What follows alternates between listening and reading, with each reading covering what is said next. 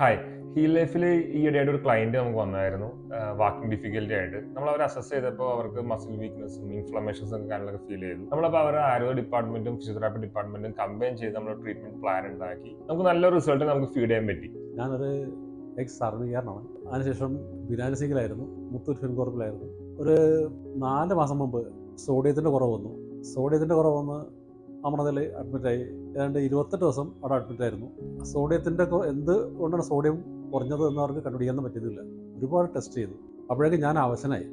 കുറേ മരുന്നൊക്കെ തന്ന് ഡോക്ടർ പറഞ്ഞു വിട്ടു, 1 മാസം കഴിഞ്ഞ് വരിക പറഞ്ഞു. അപ്പോഴും ഞാൻ വല്ലാതൊരു ഫീലിങ്ങിലായിരുന്നു. അപ്പോൾ എന്ത് ചെയ്യണമെന്ന് അറിയാൻ പറ്റുന്ന അവസ്ഥയിലായിരുന്നു. പല ആളുകളും പറഞ്ഞു ഇങ്ങനെ ഫിസിയോതെറാപ്പി ചെയ്താൽ ബെറ്റർ ആയിരിക്കും. അപ്പോൾ ഞാൻ കുറേ ഫിസിയോതെറാപ്പി യൂണിറ്റുകൾ അന്വേഷിച്ചു. അപ്പോൾ എനിക്ക് കുറച്ച് ബെറ്ററായി തോന്നിയത് ഈ ഹീൽ ലൈഫാണ്. ഇവിടെ വന്നിട്ട് എനിക്ക് ഏറ്റവും നന്നായി തോന്നിയെന്ന് വെച്ചാൽ ഇവരുടെ ഒരു പെരുമാറ്റമാണ്. ഒരു ഫാമിലി പെരുമാറ്റമായിരുന്നു ഇവരുടെ. ഡോക്ടറാണെങ്കിലും എൻ്റെ സ്വന്തം ആളുടെ പോലെ പെരുമാറുന്നു, സംസാരിക്കുന്നു. ഏതാണ്ട് ഒരാഴ്ച കൊണ്ട് ഞാൻ കുറേ ബെറ്ററായി. ഒരു 6 മാസം മുമ്പ് ഞാൻ എങ്ങനെയായിരുന്നു ആ കണ്ടീഷനായി.